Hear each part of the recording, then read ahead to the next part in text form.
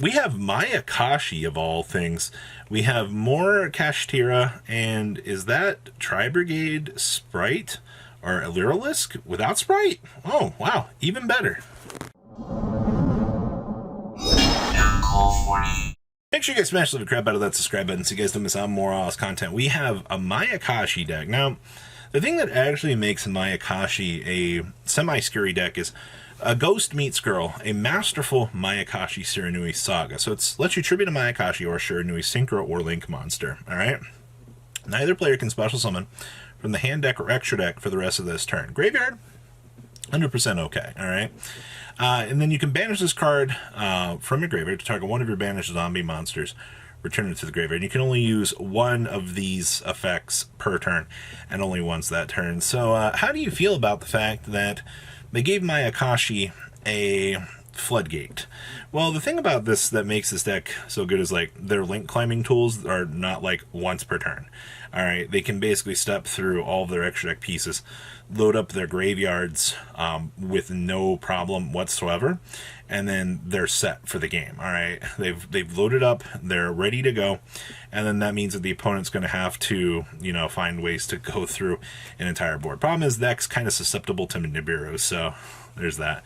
So we have triple copies of Daki, we have one Boulder Drock, triple copies of Hajun, triple copies of the Jocko Blonde, triple copies of Mizuki, triple copies of the Necro Banshee.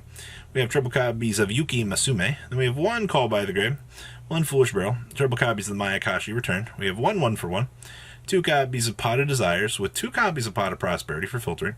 We have triple Super Polymerization with two Zombie World. We have triple copies of Ghost Meets Girl, the masterful Mayakashi story, and triple Infinite Permanence. Down here in the next deck, we have two copies of the Yuki Onna, two copies of the other Yuki Onna Link 2, and then one of the Link 4.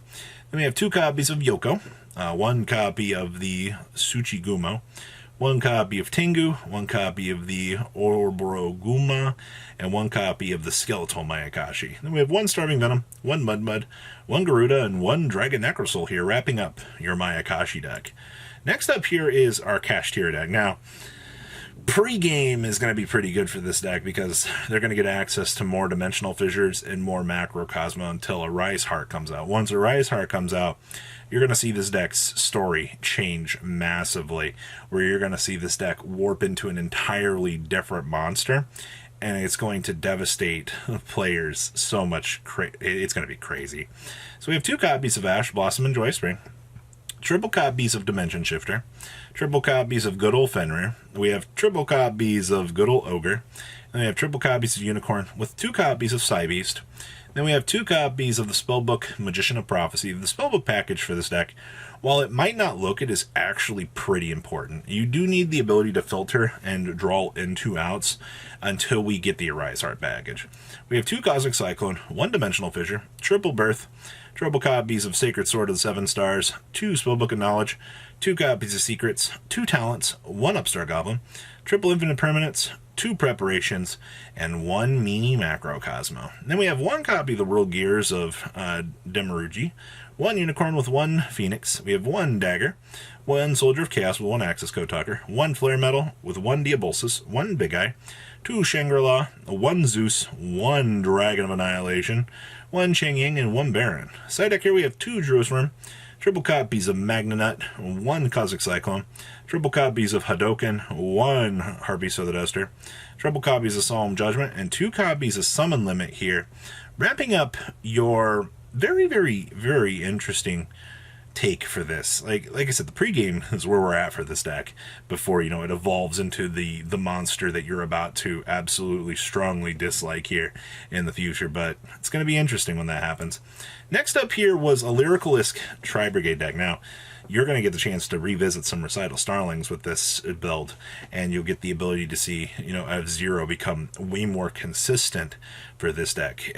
Honestly, ending on an F-Zero, going forward, I think a lot of people are going to kind of underestimate some of the power that's going to be able to pressure the opponent on, and I really think that people are going to be surprised to see how good this card truly is.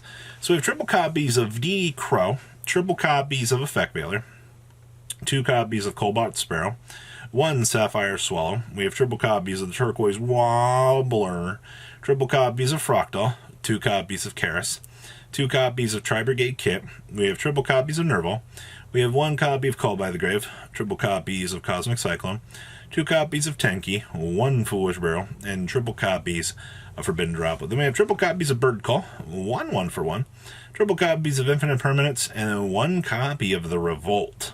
Wrapping up your main deck. Man, this is like a literal time machine staring at this. Down in the extra deck, you got 2 Shurag, 1 Rugal, 1 Frigette, 1 Barabroom, 1 Lightheart with 1 Apollosa. We have 1 Double Dragon Lords, 1 Access Code, 1 Princess Sprite, 1 F-Zero with 1 Utopic Future, 1 Recital Starling with 1 Assembled Nightingale, and then 1 Zeus. And we got triple Spooky Dogwood, triple copies of Spell Canceller, 1 Harpy's Feather Duster, 2 Lightning Storm, triple copies of Anti-Spell Fragrance, and triple copies of Evenly Matched here. Wrapping up Tri-Luralisk, and just looking at this going forward here, I think for a local level, a deck like this will still be able to catch people off guard, and that's what you really want, right? Like, the active element of surprise at the end of the day, just doing its job in catching people off guard. So that's what makes Yu-Gi-Oh! Very fun. Next up is Draco Pendulum. Now, interesting things about Draco Pendulum. Most of the lists that I've seen have kind of started to consolidate a lot of the ratios. You know, you'll see the 1 Necro Valley to stop the current menace. You'll see, you know, Dino Mischarge as a 2 of. I did, in the very early days, I think a lot of the builds did mainly want to focus on only 1 Dino Mischarge, but I think as more and more time went on, the general consensus pushing towards the additional copy of this makes all the difference. And then a Morphage Sloth here is just the absolute monster that it is, you know, making it that neither player can special summon from the extra deck except for Morphage monsters after you do like a complete Pendulum summon, or, you know, set up everything that you need to. Like, on a 2250, a lot of players aren't going to be able to out that. Like, that's why this card is such a strong presence in the current Pendulum deck, because, you know, haha, I'm strong. So we've 1 Morphage Sloth, 1 Archfiend Eccentric, 1 Drosworm, triple copies of Magnanet. We have triple copies of Dynamite, triple copies of Ignis Phoenix. We have triple copies of Fenrir. We have triple copies of Luster Pendulum. We have triple Bumbuki. We have triple copies of Majesty Pegasus. We have the triple Odd Eyes Revolution Dragon. 1 Monkey Board. 1 Odd Eyes Synchron. And then we have 1 Swokabat and 2 copies of Master Pendulum. Then we have 2 copies of your Dynamis Charge. 1 Necro Valley with 1 Rhoda. 1 Skyrus. And then we got triple Talents here. Then in the next deck we got 1 Zelantis. 1 Selene with 1 Unicorn. You got the 1 Heavenly Spheres with 2 copies of Beyond the Pendulum. 1 Apollosa with 1 Baguski. You got the 1 Magister Paladin, 1 Abyss Dweller, your 1 Tilting Entertainment. This card's actually really good.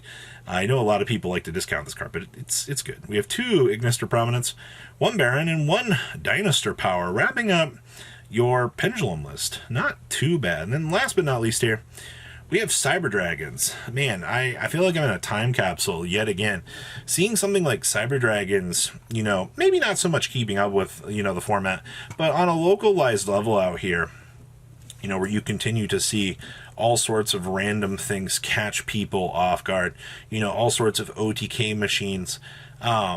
It does prove that the game is semi-competent. It doesn't mean that it's healthy, but these option trees and things like that that you see in these decks do give them the chance to shine. So we have triple copies of Cyber Dragon, triple copies of Cyber Dragon Core, 2 copies of Hertz, 1 Naxter with 2 copies of Galaxy Soldier. We have triple copies of Ghost Ogre, triple copies of Regulus with 1 Boreas, 1 Call by the Grave, triple copies of Cyber Emergency with 1 Repair Plant, 1 Rev System with 1 Cyberload Fusion. We have 1 Argeo System with 1 Foolish Barrel, triple copies of Machine Dupe because best card in the deck. We have 1 Monster Reborn, triple Disc Coliseum, 2 Cybernetic Overflow, triple Imperm, and then 1 Therion Cross. Down here in the next check, we have the 1 Almirage, 1 Genius with 1 Seeker, 1 Zeus, 2 copies of Nova with 2 Infinity. We have 1 Polites, 1 copy of Makaba, 1 Cyber Eternity, your 1 Cyber End, 1 Rampage, 1 Mega Fleet, and 1 Fortress Dragon here, wrapping up Cyber Dragon good stuff, and honestly, some of the other interesting things that are kind of floating around right now. So, what do you guys think about some of these interesting decks? Is there anything that you want to mess around with? Please, leave a comment down below, tell me what you guys think. I always love hearing, you know, the generalized feedback from the community on some of these decks, and I will see your beautiful faces back here later in the day, guys. Peace out. friends. Thank you.